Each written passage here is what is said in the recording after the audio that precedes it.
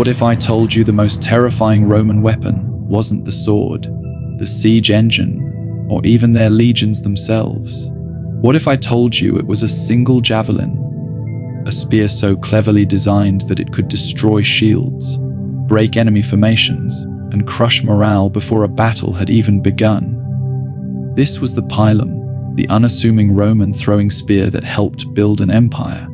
And today, we're going to uncover why armies across the ancient world feared it more than any other weapon in Rome's arsenal. When we think of Rome's military power, we often imagine disciplined legionaries with their shining helmets, their rectangular shields, and the iconic short sword, the gladius. But here's the thing: before those legionaries even closed the distance with their enemies, they had already won half the battle. How? By using the pilum. The pilum was not just a weapon. It was a calculated piece of military engineering, part of a system designed to break the enemy, both physically and psychologically. The central question we'll explore today is this: how did a single throwing spear, something so simple, become the weapon that terrified the ancient world? Over the next half hour, we'll dive deep into this story. First, we'll explore the genius behind the pilum's design. Then, we'll see how it functioned on the battlefield and why it was so effective. We'll uncover the psychological terror it instilled in Rome's enemies. And finally, we'll look at the legacy it left behind long after the last Roman legionary hurled one across a battlefield. By the end, you'll understand why the pilum deserves as much fame as any sword, siege engine, or war elephant in history. When we think of Rome's military might, we often picture the gladius, the short stabbing sword of the legionary. Yet, before a Roman soldier even drew his blade, his enemies had already been softened, broken, and terrorized by another weapon entirely: the pilum. This was no ordinary spear, no crude javelin hurled in desperation. The pilum was a weapon of precision and calculation, a tool engineered to dismantle enemy defenses before the clash of hand-to-hand combat even began. Its presence on the battlefield was a harbinger of defeat for Rome's enemies, for they knew that once the pila rained down, their shields would splinter, their formations would falter, and the iron discipline of the legions would come crashing forward. A pilum was typically around 7 feet long, its shaft made of sturdy wood, but it was the iron shank, thin, elongated, and often nearly 3 feet in length, that gave it its terrifying qualities. Topped with a sharp pyramidal point, it was designed not just to pierce but to ruin. When a legionary hurled his pilum, it flew with weight and momentum, embedding itself into shields or armor. But unlike other javelins, it didn't simply lodge and hold. Instead, the iron was soft enough to bend upon impact. Once bent, it rendered the enemy's shield nearly useless, cumbersome, dragging, and impossible to wield effectively. Soldiers were faced with a cruel choice: abandon their shield and fight exposed, or remain encumbered and slow, doomed to fall beneath the Roman advance. The terror of the pilum wasn't simply its ability to wound, it was its ability to break the spirit of Rome's opponents. In the heat of battle, when ranks of barbarians or phalanxes of Greeks raised their shields high, the whistling storm of pila tore through their confidence. Shields became dead weight, spears splintered under the chaos, and formations dissolved in the panic of sudden vulnerability. Rome's soldiers understood this advantage well. Every throw of the pilum was not just an attack, but a strike at the very cohesion of the enemy. This calculated destruction set the Romans apart. They did not rely solely on brute strength, but on engineered terror. The pilum was proof that Rome's power was as much about psychology as it was about steel. To face the legion was to face not only soldiers, but weapons designed with cunning foresight, weapons that promised despair before the first sword was even drawn. The brilliance of the pilum lay not only in its use, but in its construction. Rome was a civilization that prided itself on engineering, whether in aqueducts, roads, or siege machines, and the pilum was yet another example of this genius applied to war. It looked deceptively simple: a wooden shaft, a slender iron shank, and a pyramidal head. Yet, every inch of it had been designed with purpose. Unlike the rigid spears of other cultures, the pilum's iron was deliberately made to be malleable. This was not a flaw, but a deliberate innovation. The pyramidal point was designed to punch through enemy shields, often piercing armor and flesh behind it. Once it lodged, the thin iron shank would bend under the stress of impact. Why bend?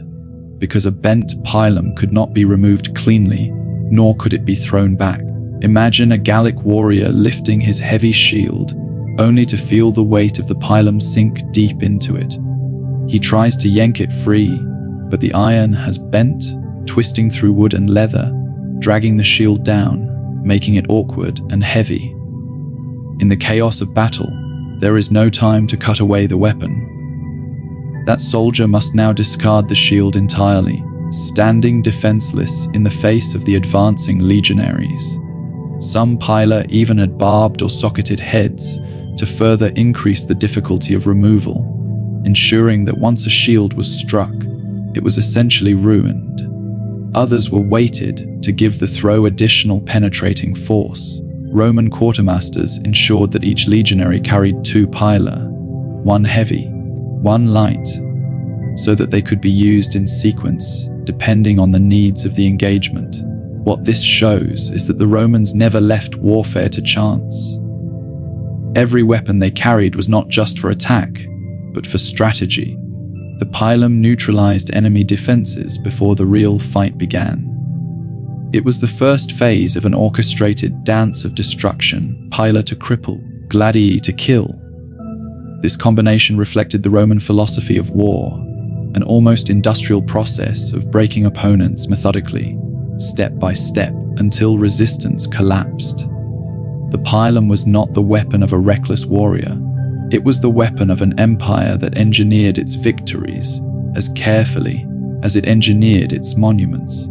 To hold one was to hold in your hand a perfect union of metal and mind, designed not for show, but for conquest. The Roman battlefield was a place of order, discipline, and ruthless calculation. When 2 armies met, the legions did not charge wildly. They advanced with precision, shields interlocked, and pillar at the ready. The pilum was not a weapon of last resort, nor was it simply a projectile hurled for convenience. It was an integral part of Rome's battle doctrine, carefully woven into the sequence of combat. As the enemy closed in, legionaries would raise their pila and, at the centurion's command, unleash them in volleys.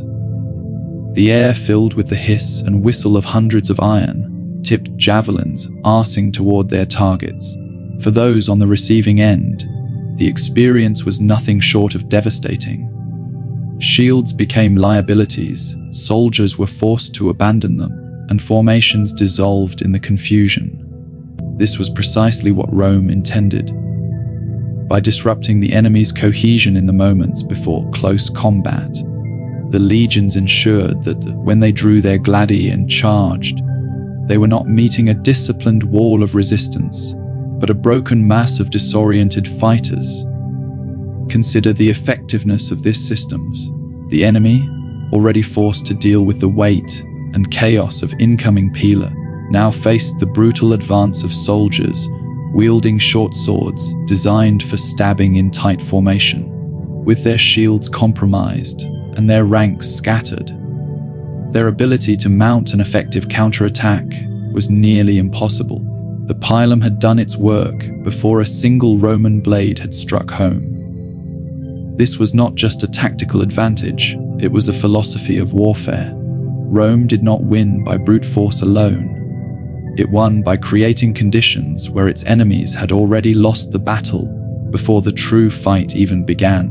The pilum was the tool that made this possible. The legionary himself was trained to see the pilum as part of his arsenal, not a throwaway weapon. Each soldier carried at least 2, and he understood their role in the choreography of battle. First, the disabling volley, then the close, quarter slaughter. This sequence was drilled endlessly, ensuring that when the time came, the legion fought as one machine, its components moving with deadly precision. The pilum was, therefore, more than a javelin. It was the herald of Roman victory, the first act in a carefully orchestrated drama of conquest. It gave the legions their edge, ensuring that time and again, Rome could face enemies larger in number or fiercer in spirit, and still emerge triumphant. The most terrifying thing about the pilum was not merely its ability to pierce a shield, nor even its ability to wound. It was the way it struck at the minds of Rome's enemies. Warfare has always been as much about morale as about blood, and the Romans understood this with chilling clarity. The pilum was, at its core, a weapon of psychological dominance. Imagine standing in a line of warriors, shield raised, waiting for the clash. The enemy is advancing, their formation steady, their discipline unbroken. You know that in moments, you will be engaged in the brutal struggle of hand-to-hand combat. Then, before that clash, a command is shouted from the Roman ranks, and suddenly the sky darkens with a storm of iron. The pillar come whistling down, slamming into shields, bending, twisting, making them unwieldy. Some pierce through, injuring comrades beside you. Others weigh your shield down so heavily you cannot hold it upright. In seconds, the protection you trusted is gone. Panic spreads. You look left and right and see men discarding their shields, leaving themselves exposed. Confidence crumbles before the Romans have even reached you. This is the genius of the pilum. It robbed the enemy not only of their defenses but of their certainty. Soldiers fight best when they feel secure behind their armor and their shields. Take that away, and they become vulnerable in spirit as well as in body. The Romans created a weapon that delivered not just physical damage, but fear. Even the reputation of the pilum served Rome. News of its effectiveness spread across regions. Enemies who had never faced the legions firsthand still heard of the terrible javelin that rendered shields useless and shattered formations. In this way, the pilum became a kind of myth, a weapon whispered about before battles even began. Armies approached the Romans already half defeated, their minds filled with images of iron raining from the sky. Rome understood that victory was not simply about killing enemies. It was about making them believe they could not win. The pilum, with its cruel ingenuity, achieved this perfectly. It ensured that the enemy fought in fear, demoralized, and often in disarray before the clash of swords. In this sense, it was not just a weapon, but a psychological instrument, crafted to break both shield and spirit in equal measure. The pilum story stretches beyond its use in Rome's golden age of conquest. It became a weapon that defined the way Rome fought, and for centuries, it struck terror into all who opposed the legions, from the dense forests of Germania to the windswept plains of Gaul, from the deserts of North Africa to the misty fields of Britannia. Enemies came to know the telltale sign of pilum raised high, and the devastation that would follow. Against the Carthaginians, the pilum was used to deadly effect, helping to neutralize Hannibal's forces even after his early victories. In Gaul, the weapon proved invaluable against large, fierce tribal armies who relied on sheer numbers and the weight of their charges. A storm of pilum could reduce their momentum to chaos, leaving them vulnerable to Rome's relentless advance. Even the mighty Macedonian phalanx, with its bristling wall of sarissas, found itself undone by the pilum. The long spears of the phalanx were formidable in tight formation, but once pilum disrupted their shields and scattered their cohesion, the phalanx became vulnerable to close assault. What makes the legacy of the pilum so striking is not only how effective it was, but how singular it was. Other cultures had javelins, spears, and darts, yet none had developed a weapon quite like the pilum. One that was both disposable and decisive, both simple in form and devastating in function. It was a uniquely Roman creation, embodying the empire's philosophy of calculated, methodical warfare. Over time, as Rome evolved and its enemies changed, the pilum eventually faded from use. By the late empire, different weapons and tactics took its place, reflecting the shifting nature of warfare. But its impact lingered in memory. To later generations, the pilum symbolized the ingenuity and dominance of the Roman way of war. It was remembered not simply as a javelin, but as the weapon that helped Rome carve an empire across 3 continents, a weapon that reduced countless enemies to ruin before a blade had even been drawn. So, what made the pilum the weapon that terrified the world? It wasn't just the iron tip or the wooden shaft. It was the genius of its design, the way it turned shields into burdens. It was its role on the battlefield, breaking formations before the real fight began. It was the psychological terror it inspired, stripping soldiers of their courage before the Romans even reached them. And it was its legacy, a weapon remembered not for glory, but for how effectively it paved the way for Rome's domination. The pilum reminds us that sometimes the most terrifying weapon isn't the biggest or the flashiest. It's the one that quietly, methodically, and inevitably ensures victory. If you found this journey into Rome's secret weapon fascinating, make sure to like this video, subscribe to Empire Remembered, and hit the notification bell so you never miss an episode. And tell me in the comments, if you were standing across from a Roman legion, pila raised and ready to fly, what would you do?